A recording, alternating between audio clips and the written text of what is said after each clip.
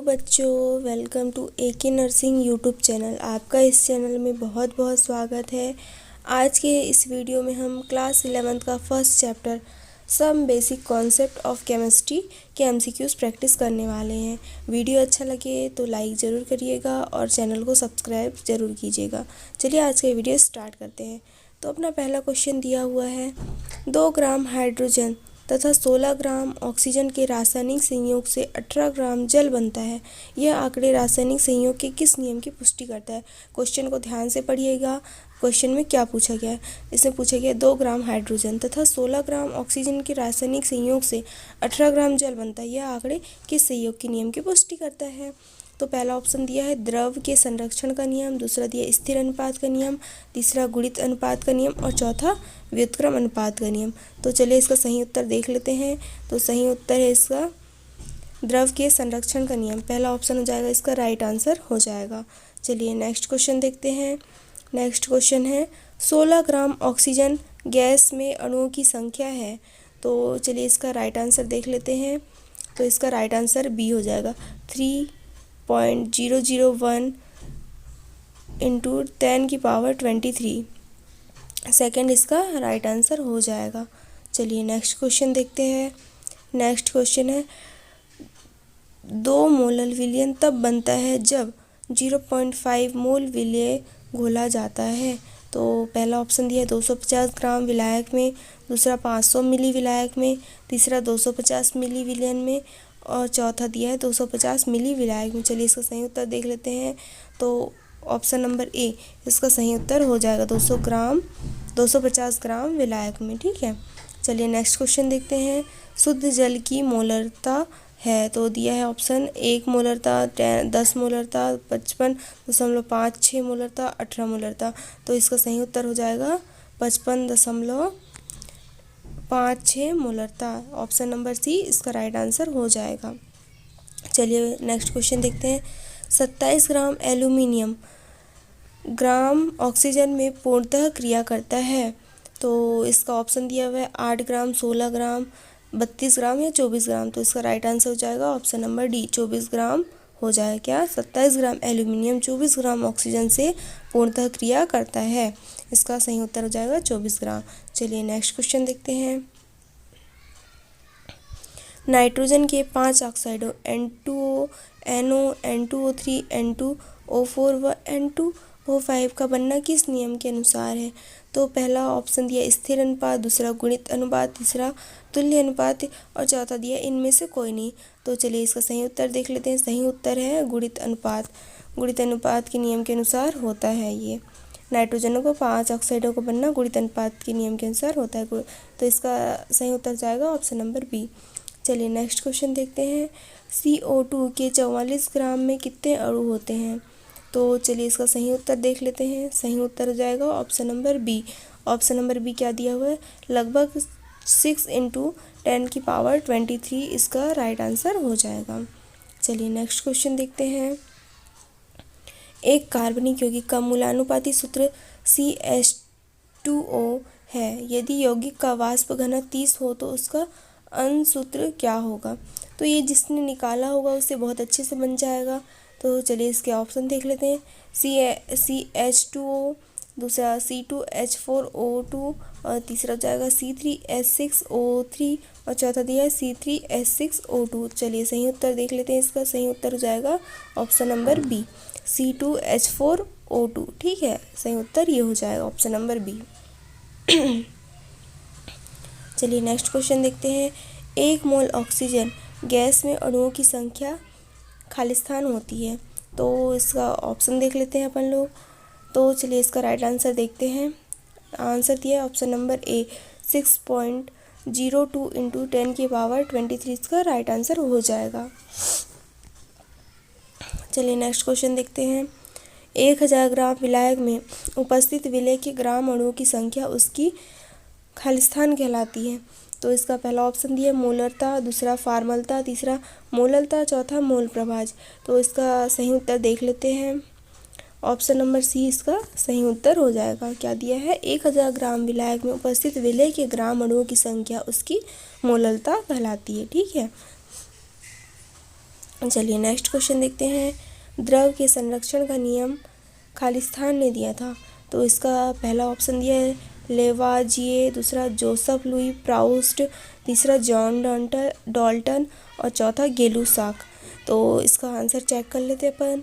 तो option number A सही होगा, लेवाजिए, इसने द्रव संरक्षण का नियम दिया था। चलिए नेक्स्ट क्वेश्चन की तरफ बढ़ते हैं। नेक्स्ट क्वेश्चन दिया है किसी तत्व का वह सूक्ष्म कण जो रासायनिक अभिक्रिया में भाग लेता है किंतु स्वतंत्र अवस्था में नहीं रह सकता खालिस्तान कहलाता है। तो पहला ऑप्शन दिया है अणु, दूसरा अणुसूत्र, तीसरा आणविक द्रव्यमान, चौथा परमाणु। तो इसका आंसर चेक कर लेते हैं। आंसर हो जाएगा इसका परमाणु। क्या दिया क्वेश्चन को एक बार फिर से पढ़िए। किसी तत्व का वह सूक्ष्म कण जो रासायनिक अभिक्रिया में भाग लेता है किंतु स्वतंत्र अवस्था में नहीं रह सकता परमाणु कहलाता है। ठीक है, चलिए नेक्स्ट क्वेश्चन देखते हैं। नेक्स्ट क्वेश्चन है फास्फोरस की सूक्ष्म इकाई P4 है, ये बताना है सत्य है कि असत्य है। तो चलिए आंसर इसका चेक कर लेते हैं।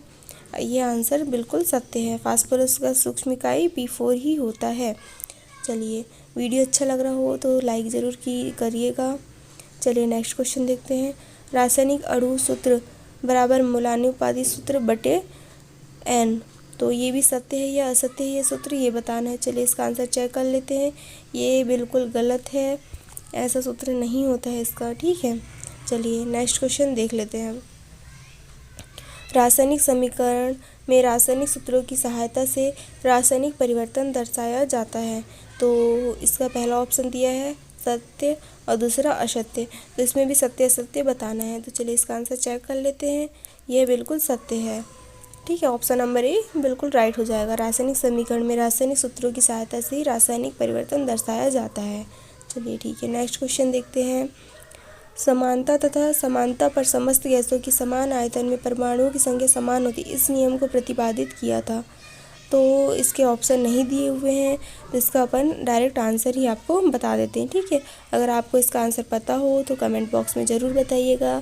ठीक है, चलिए इसका आंसर चेक कर लेते हैं। तो आवोगाद्रो ने ये नियम दिया था। ठीक है, समानता तथा समानता पर समस्त गैसों का समान आयतन में परमाणु की संख्या समान होती है, यह नियम आवोगाद्रो ने दिया था।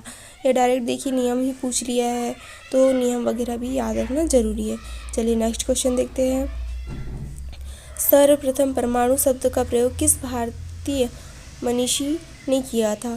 तो चलिए इसका आंसर चेक कर लेते हैं। तो इसका आंसर जाएगा कणाद। कणाद ने यह सबसे पहले बताया था, परमाणु शब्द दिया था। ठीक है, चलिए नेक्स्ट क्वेश्चन देखते हैं। मात्रकों की अंतर्राष्ट्रीय पद्धति किस संकेत से दर्शाते हैं? चलिए इसका आंसर भी चेक कर लेते हैं।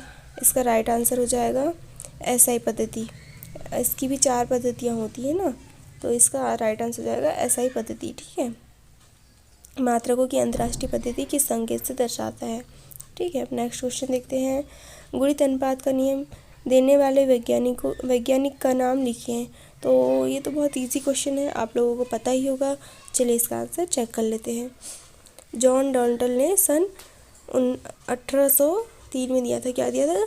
गुणित अनुपात का नियम देने वाले वैज्ञानिक जॉन डाल्टन ने सन 1803 में दिया था। ठीक है, चलिए नेक्स्ट क्वेश्चन देखते हैं।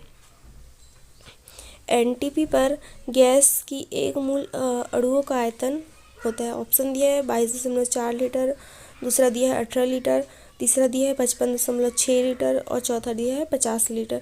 चलिए इसका आंसर भी चेक कर लेते हैं। तो इसका राइट आंसर हो जाएगा 22.4 लीटर, इसका राइट आंसर हो जाएगा। चलिए नेक्स्ट क्वेश्चन देखते हैं। मात्रकों की अंतर्राष्ट्रीय पद्धति की इकाई खालिस्तान होती है। तो इसका पहला ऑप्शन दिया है 6, दूसरा दिया है 5, तीसरा दिया 8 और चौथा दिया है 7। मात्रकों की अंतर्राष्ट्रीय पद्धति की इकाई पूछा है कितनी होती है। ठीक है, चलिए इसका आंसर चेक कर लेते हैं। तो ऑप्शन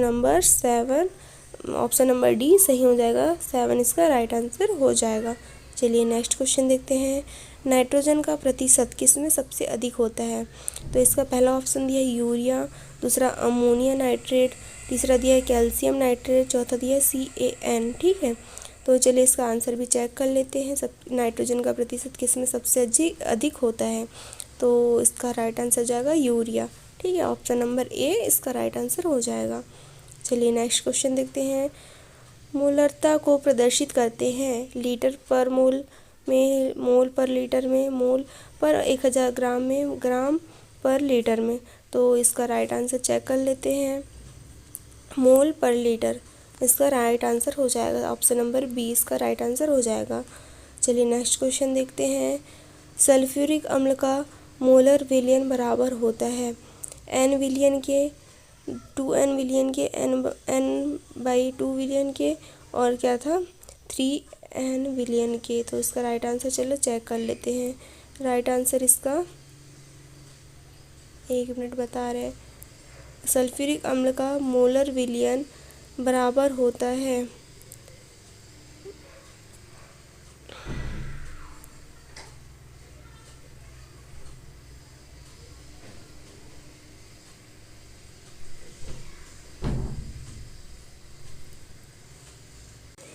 चलिए इस क्वेश्चन का आंसर आप लोग कमेंट बॉक्स में ज़रूर बताइएगा। मैं इसका आंसर आप लोगों से ज़रूर चेक करूँगी। चलिए ये क्वेश्चन आप लोगों के लिए है। सल्फ्यूरिक अम्ल का मोलर विलयन बराबर होता है। ऑप्शन दिए हुए हैं n विलयन के, 2n विलयन के, n/2 विलयन, n/2 विलयन के, और 3n विलयन की। ठीक है, तो आप लोगों को वीडियो कैसा लगा ज़रूर कमेंट में बताइएगा। आप लोगों के लिए डेली एक वीडियो आपके लिए डेली अपलोड किया जाएगा। ठीक है, तो चैनल को सब्सक्राइब कीजिए जिससे आपको सारी नोटिफिकेशन पहले ही मिल सके, और अपनी पढ़ाई पे ध्यान दीजिए क्योंकि अब पेपर आ ही गए हैं। हम डेली 25 क्वेश्चन करेंगे, डेली एक एक सब्जेक्ट के क्वेश्चन प्रैक्टिस करेंगे। चलिए तो आज का वीडियो यहीं पे समाप्त करते हैं। आप लोगों के लिए नेक्स्ट वीडियो कल अपलोड कर दिया जाएगा। अब से डेली वीडियो अपलोड किए जाएंगे आप लोगों के लिए। तो चलिए मिलते हैं नेक्स्ट वीडियो के साथ आपके साथ।